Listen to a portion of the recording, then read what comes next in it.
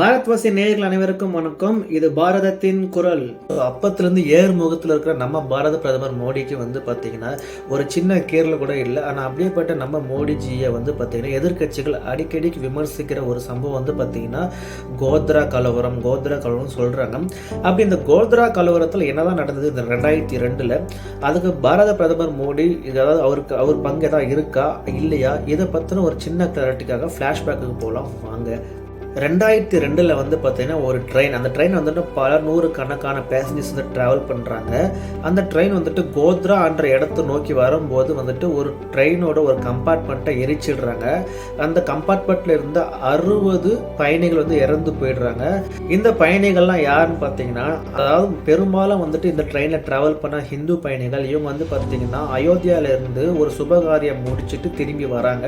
இந்த பாபர் மஸ்ஜித் இடிச்சுட்டு அங்கே ராமர் கோயிலுக்காக சில விஷயங்கள் பண்ணாங்க. அங்க போய் ஒரு சில சுபகாரியம் முடிச்சுட்டு அவங்க ட்ரெயின்ல ரிட்டர்ன் வராங்க. அப்பதான் இந்த துரதிருஷ்டவசமான சம்பவம் நடக்குது. அப்போ நடந்த அந்த சம்பவத்துக்கு பார்த்தீங்கன்னா நம்ம மோடி என்ன சொல்கிறாரு அப்படின்னா லோக்கல் இஸ்லாமியர்கள் தான் எந்த சம்பவத்துக்கு காரணம் அப்படின்னு ஒரு ஸ்டேட்மெண்ட் விடுறாரு. அந்த ஸ்டேட்மெண்ட் பார்த்துட்டு உடனே விஸ்வ ஹிந்து பரிஷத் பார்த்தீங்கன்னா உடனே அடுத்த நாள் பந்த் பண்ணுறாங்க, அதாவது ஸ்ட்ரைக் விடுறாங்க. இதுக்கப்புறம் தான் பயங்கரமான கோரமான சம்பவமே நடக்க ஆரம்பிக்குது. அப்போ பார்த்தீங்கன்னா ஒரு பதற்றமான ஒரு சூழ்நிலை. அதாவது பார்த்தீங்கன்னா அந்த பந்த் நடக்கும்போது நிறைய இஸ்லாமியத்துக்கு எதிரான நிறைய கோஷங்களை விடுறாங்க, நிறைய பேர் ரேலி பண்றாங்க.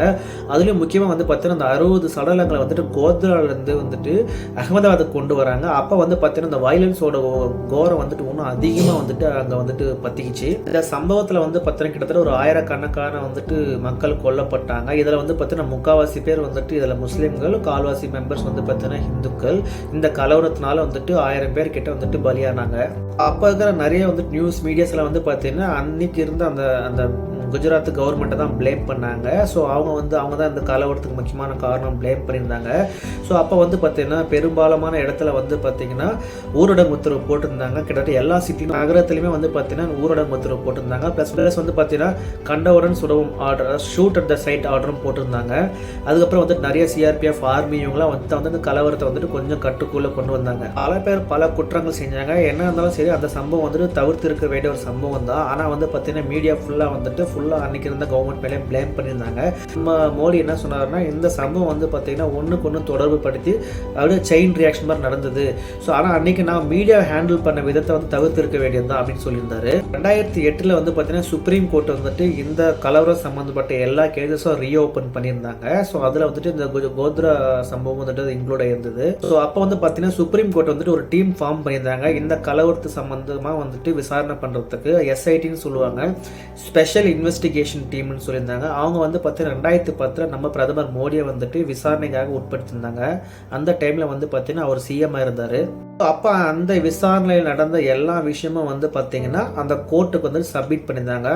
எல்லாரும் ஞாபகம் வச்சுக்கோங்க, அந்த 2010 பீரியட் பார்த்தீங்கன்னா காங்கிரஸ் கவர்மெண்ட் தான் நம்ம இந்தியா ரூல் பண்ணிட்டு இருந்தாங்க. ஸோ அந்த டைமில் தான் இவருக்கு விசாரணை வச்சாங்க. அது விசாரணைக்கான ரிப்போர்ட் ஃபுல்லாகவே சுப்ரீம் கோர்ட்டுக்கு சப்மிட் பண்ணிட்டாங்க. சுப்ரீம் கோர்ட்டை 2011 மோடிக்கும் இந்த கலவரத்துக்கும் எந்த சம்பந்தமும் இல்லை அப்படின்னு சொல்லிட்டு கிளியராக அவங்களே ஜட்மெண்ட் கொடுத்துட்டாங்க. அதுக்கப்புறம் 2 வருஷம் கழிச்சு மறுபடியும் ஒரு பெட்டிஷனை ஃபைல் பண்ணிட்டாங்க. அந்த பெட்டிஷன் கோர்ட் ரிஜெக்ட் பண்ணிடுச்சு.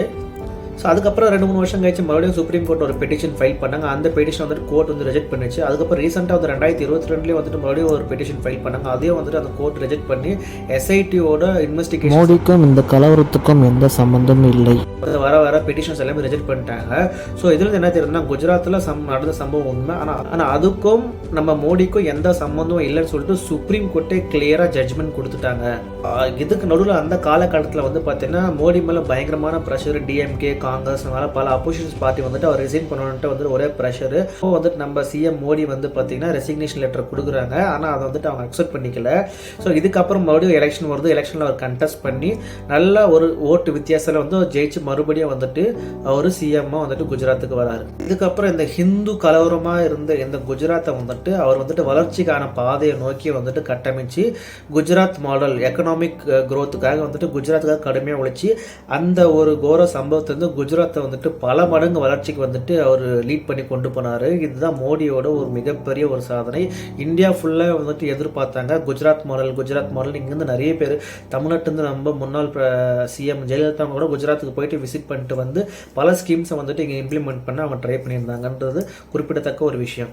இந்த மாதிரி நான் போடுற வீடியோஸ்லாம் உங்களுக்கு பிடிச்சா மட்டும் நம்ம சேனலை சப்ஸ்கிரைப் பண்ணுங்கள். அப்படியே உங்கள் ஃப்ரெண்ட்ஸ் கிட்டலாம் சொல்லி ஷேர் பண்ணுங்கள்.